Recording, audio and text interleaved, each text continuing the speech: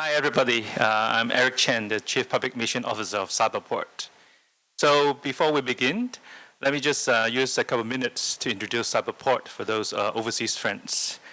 Basically, Cyberport is the digital technology hub of Hong Kong with over 1,500 community members, big and small tech companies.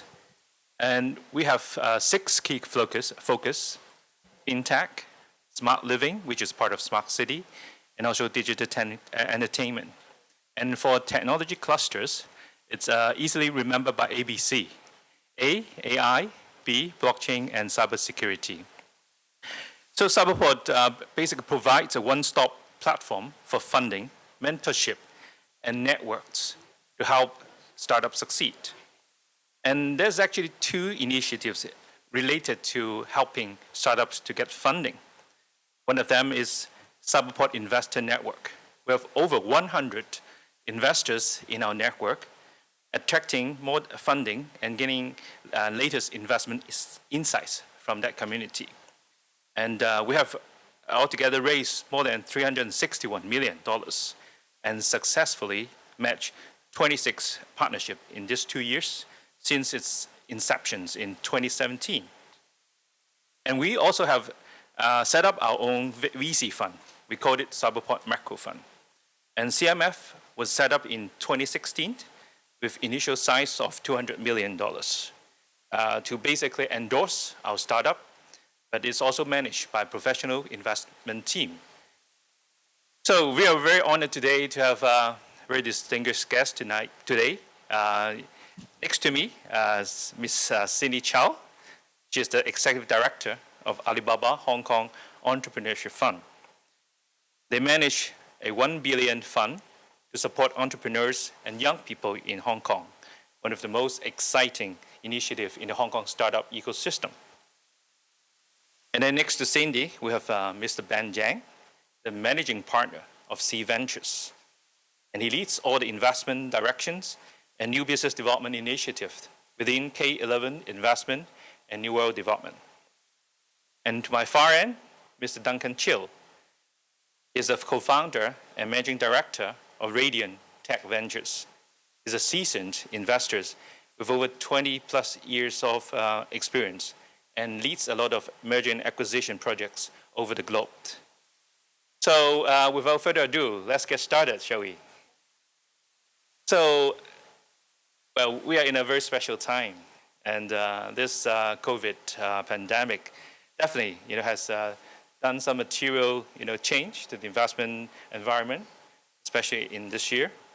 While it has rattled both public and private markets globally, startup venture capital activities are no exceptions.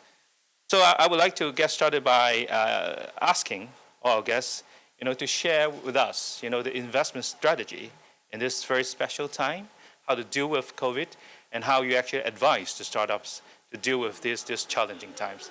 Can we start it off with Cindy? Sure. Thanks, Eric. Thanks, everyone.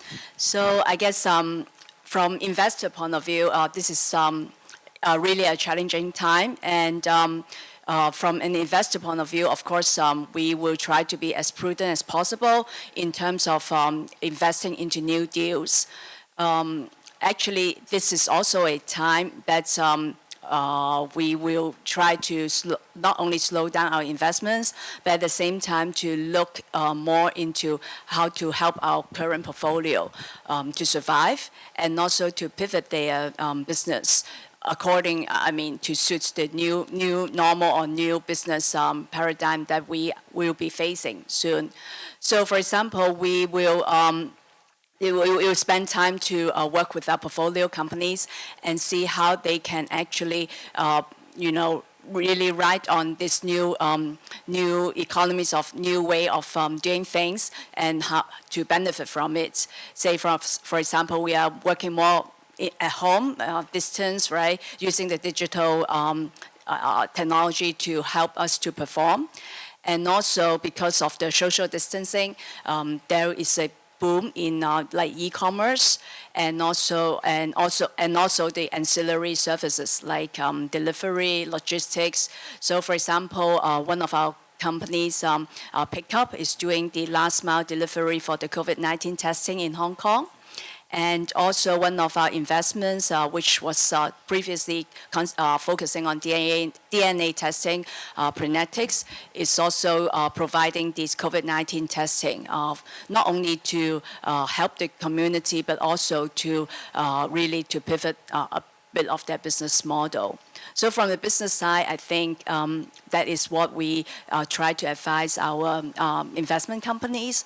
And then in terms of financing, of course, this is really difficult.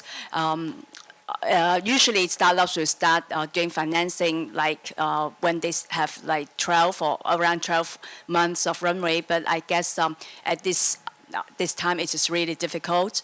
So we will suggest them to look really into their financial metrics and see how they can really work towards profitability at this very difficult timing in terms of fundraising.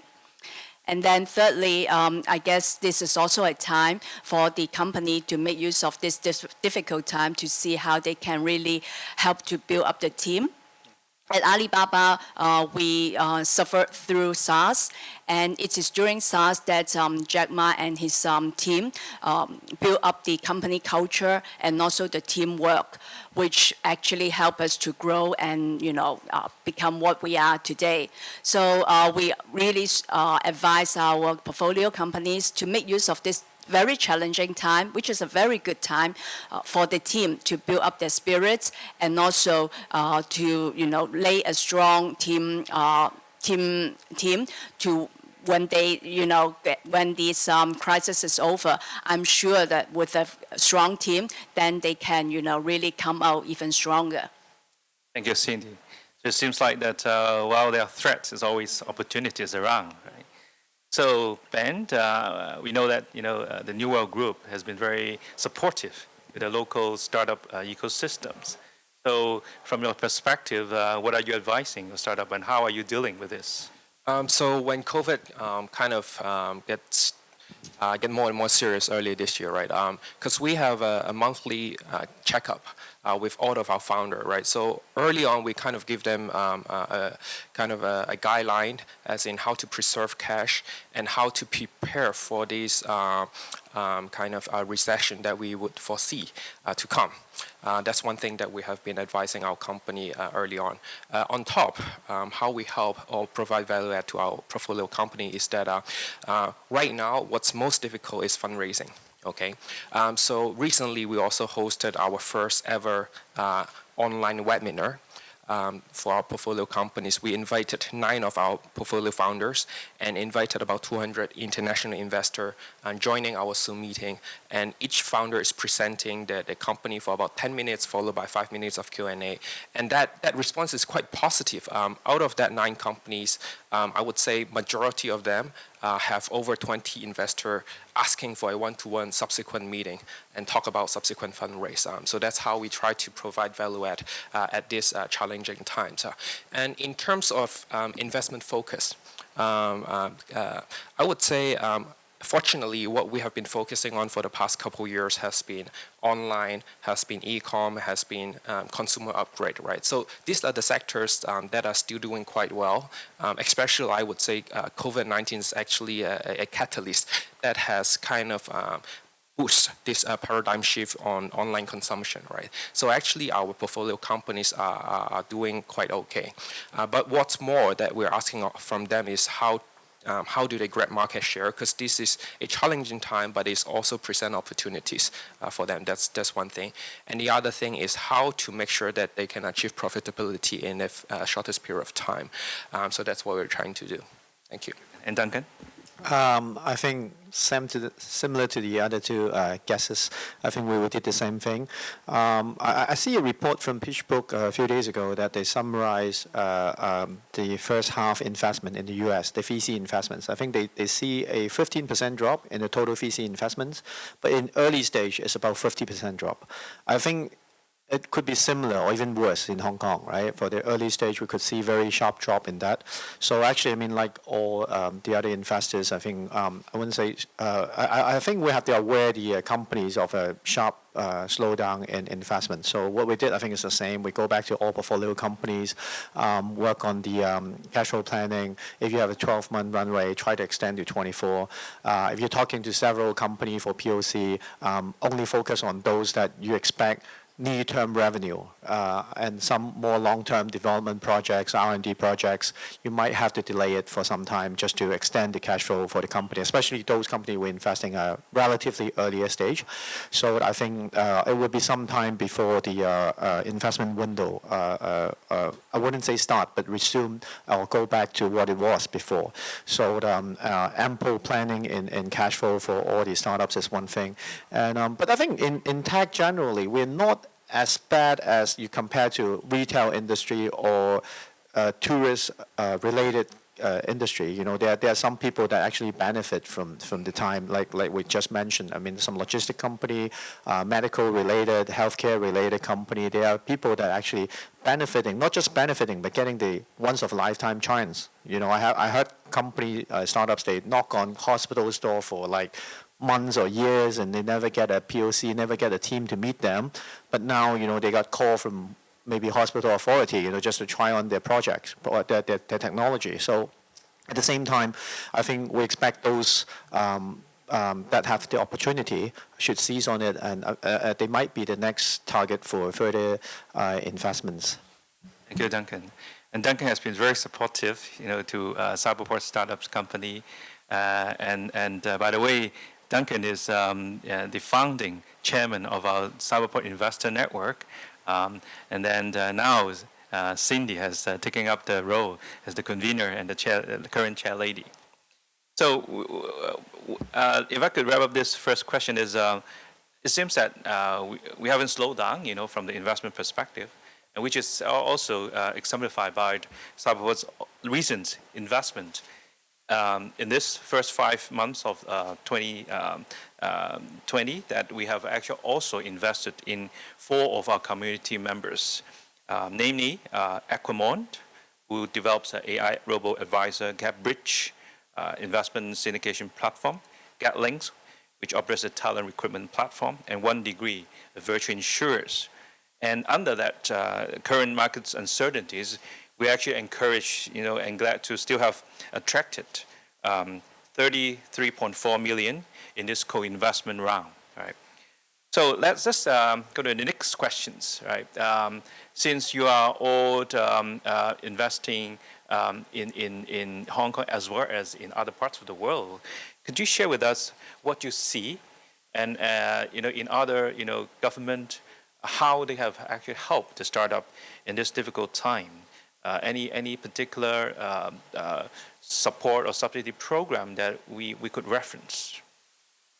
We start from Ben first. Because I would say that our portfolio companies, it's mainly in China with some focus in the US and Europe, right? What I can share from experience is that some of our companies in China, obviously when COVID-19 first started, they benefited from governments relaxing on banking facility. Mm-hmm. Okay, so we see that it's easier for them to obtain credit lines, and that is actually a very good, I would say, lifeline for some startup in China, right? So that's one.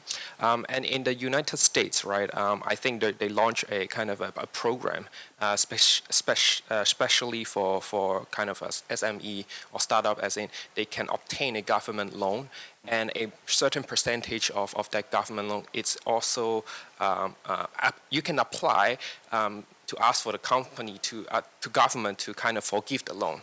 Okay, so that is also another very good. I would say I would like to give credits to a lot of the governments globally. Within this pandemic, they actually reacted much quicker than compared to other crises that we have seen before. So that's why we think a lot of startups have benefited from government kind of support. So I think that's a good initiative that they have been doing. So Duncan, I understand that recently you've been very active in investing companies from Israel, and Europe and also the States. What do you see from those governments? I think there's a lot of different programs that are being announced during the COVID time. We actually did a summary just before, and we did a submission to the Financial Secretary in Hong Kong. I think since the beginning of the COVID-19, countries like France, UK, and mainland, of course, and Singapore, they all came out with different policy to help startups. I think where they're coming from are quite similar. I think company going to a certain stage that they have already scaled up to a certain stage, maybe company Series C or beyond, right? They should be on their feet and work on how to get over the pandemic. And there could be down round, there could be mergers. There are actually more mergers happening in the U.S. than investment rounds. So it could be the scene. But for earlier stage, this is the group that actually maybe government should take a lead to help on, because people will become very risk adverse during times like these, and most of the capital investors, they will focus on very short-term investments. So startups will need long lead time, and possibly company related to research, they need a very long capital support for them to have a chance. So this is the time that actually we will need more government-initiated program and to stimulate, let's say, the private sector to involve and invest long-term and help the big winner. So we did submit some submissions to the government to consider with our think tank that we jointly formed in some startup entrepreneurs in Hong Kong.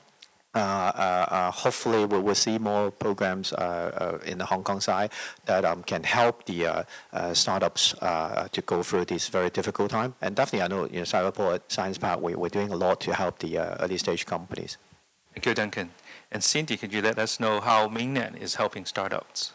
Well, I guess as Ben just mentioned, so the mainland, the government has also relaxed the financing, some of the financing policies, and also some of the tax relief for the startups. But since my portfolio is mainly focusing on the Hong Kong startups, so I would think that I may comment a bit on the Hong Kong policies as well. So the government has already announced a number of relief measures which benefits not only startups but also SMEs. But in particular, I think once maybe it's the time for us to think about how we can help our startup community after the crisis is over. The government has started initiating the investment into the startup scene since 2015, when the ITB was, the Innovation and Technology Bureau was established. So if you look back, it is around 4 or 5 years now. And if there are startups still survive or still around, it is actually a good timing that the government should think about, really coming up with programs that support these growth stage startups so that we can continue to help them to scale. Because like my portfolio, which also started around the same time, startups around 4 or 5 years, they are looking for bigger check size. So it would be a shame if we cannot have the relevant policies or programs to help these scale-up companies to continue to grow out from Hong Kong and become bigger in the region or globally. And so I do actually would like to hope to see new policies, and also, of course, Cyberport and Science Park can help as well to focus or to think about how to help these scaling up companies to grow. Thank you, Cindy. So as I want to leave some time for open question and answers, I would just like to ask for a short opinion on the third questions. Just a brief opinion about debt financing, venture debt, as an alternative funding source for the startups, especially the early stage startups. Can you just give a quick comment, each of you? Cindy, please. Okay.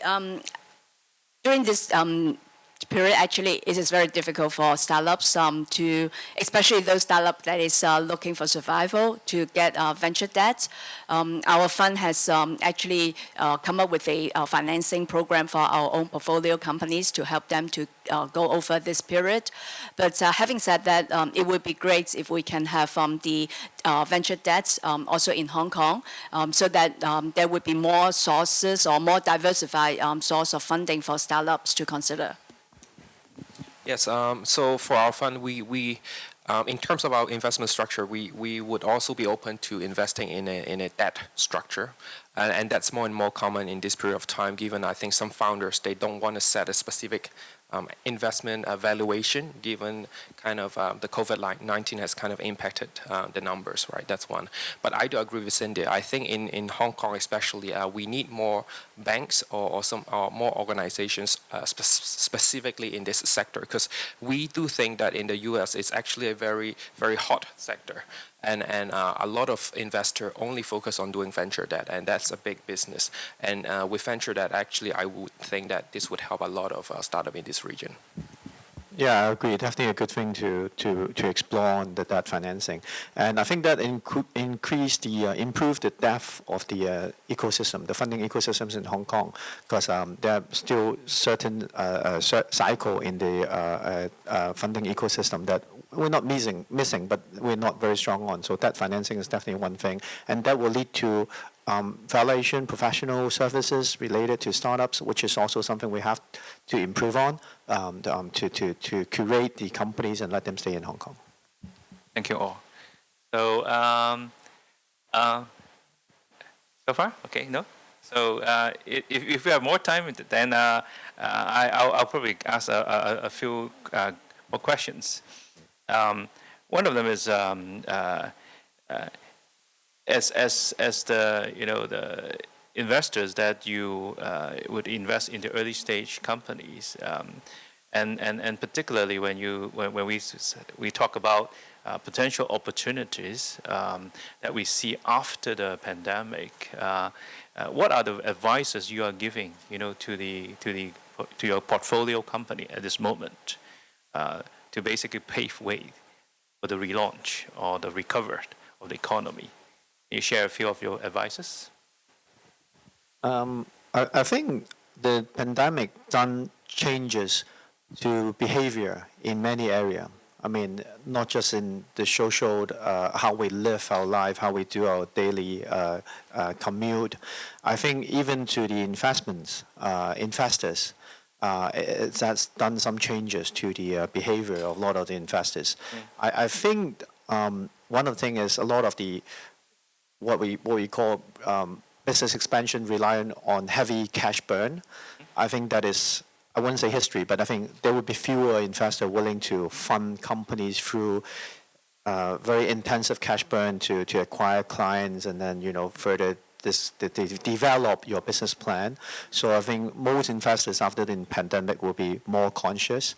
So and also, with the whole trend, you see people moving to more deep tech related, AI, medical related investments. So I think that area actually, you might have longer investment horizon, but I mean the tech differentiation has to be stronger, team capability, and how do you deal with their cash flow planning will be more important compared to before, that you have to only show the ability to acquire clients and users. So Ben, we chatted a little bit, right, just before the panel, right? And you mentioned that you're not very interested in the down round opportunity. Rather, you would look for more quality investment options. Can you share some of your views? I think this is a time for consolidation. The bigger, more successful companies, they will grab more and more market share, right? So it's a very good timing to spot out the winners for the industry to come. And so that's why that's back to Eric's point. I think that is what we focus on now. We want to find out the winners and double bet or put a significant investment amount in them. And back to your question, as in terms of what we see in terms of paradigm shift, right? I think COVID-19 is actually I think they changed consumer behavior in few sectors. One, more and more online shopping. Second, higher tendency or time spent on social media content. Third, people are more and more health conscious in general, right? So these are the sectors that we are focusing on. For example, companies within healthy food, companies within the 5G or AI sector that would help within kind of the online kind of e-com or the kind of social media kind of backbone, right? So in general, we are picking out winners in these smaller sectors, and if they are benefiting from the COVID-19, we would actually make a significant bet in them. So Cindy, because AEF was set up, with the objective to support, the younger generations and people to try, right, more entrepreneurship spirit. But then they have to survive through this period, right? And is there any way we can help them find, bridging fund or things like that? And how would you advise them, to prepare themselves? Right. I think, like Duncan and Ben mentioned, it's very important to go back to their really the economics, right? How they can become profitability and also be able to lengthen their run rate from extending from 12 to 24 months, because it is really difficult to raise fresh funding. And then, of course, if we, when we advise our portfolio, first of all, I will always ask them to go back to the existing shareholders for support before they consider other sources of funding. And then, really, because if you believe the market is still there, the customer is still there, you should just continue to, survive. And then once the crisis is over, then you can really tap into the market again. So I guess it's a matter of really surviving, and also to have your, really your passion, because this is what you believe in, right? So you have the passion to continue to, to stay on. Thank you. So, although it seems there's a time lag, but now we have many questions. But we only have very, very few minutes left. Maybe I'll just pick a few of them, right? A couple probably. One of them, the question is, is about GBA, the Greater Bay Area. So the questions is about what do you think of Hong Kong's role forward in venture investing within the GBA areas? I can jump into this if you allow. It's actually one of the suggestions we're also communicating to the government a lot about the next stage of GBA, what we can do further. So actually, I see Hong Kong with the Greater Bay Area, mainly maybe Shenzhen and surrounding cities. Actually, most of the supply chains are ready, and together with Hong Kong's partnership with the cities in Greater Bay, I see the next IoT center in the world, because talk about any technology products you want to make is actually made. It could be possibly made the cheapest in the region, and the protection of IP. Hong Kong's global presence and the way we can sell a product. Look at things like DJI before, right? So I see if there's further changes or improving of some of the regulations like cross-border fund investments. How do we deal with the cross-border tax issue, RMB, Hong Kong dollar, and investors? If the Hong Kong investors can also more easily cover the Greater Bay Area without the inflow restrictions and stuff. I see we being the capital center in Asia, and also the IoT related or smart city related production center in the world. Thank you. I think we only have time for one more question. I think I picked one for you, Ben, because you mentioned about picking the winners. And there's a question about how do you define winners? Because what we have seen is there are many companies grabbing a lot of customers, yet the balance sheet is still negative while they expand, giving the funding they receive. So how do you, as a VC investors, this is a very tough question, to be honest, but I'll share how we typically filter companies in our investment process, right? First of all, we would do a market study, and in my definition, the winners would be the top 3. okay, meaning the top 3 companies within that sector specifically. That's our first screening. Second screening would be how about the historical growth for the, let's say, the past 12 months. Are they growing on a doubling at least on a yearly basis, or actually they are kind of plateau? If that's the case, then I won't say they are winning, even though they're top 1. Okay, so I will pick the one that is fast growing. Third, then it's actually about the team as well, right? Because ultimately, if I'm investing in a company, I would say 50 or 60% is investing on the founder himself or herself, right? So whether the founder is on an aggressive mode or whether it's constantly learning, that's also an important criteria that we would look at. Okay, and lastly, obviously, look at the team, whether they have the same belief as, and also whether they are profitable, whether we think the business model itself is sustainable, right? So all these elements combined, then I think we have a good hang of whether it's a winner or not. Thank you. I think we are running out of time now. Then I would like to thank our distinguished guests, the panelists today, for their insightful sharing. And I wish you enjoy and have a good day today. Thank you. Thank you. Thank you.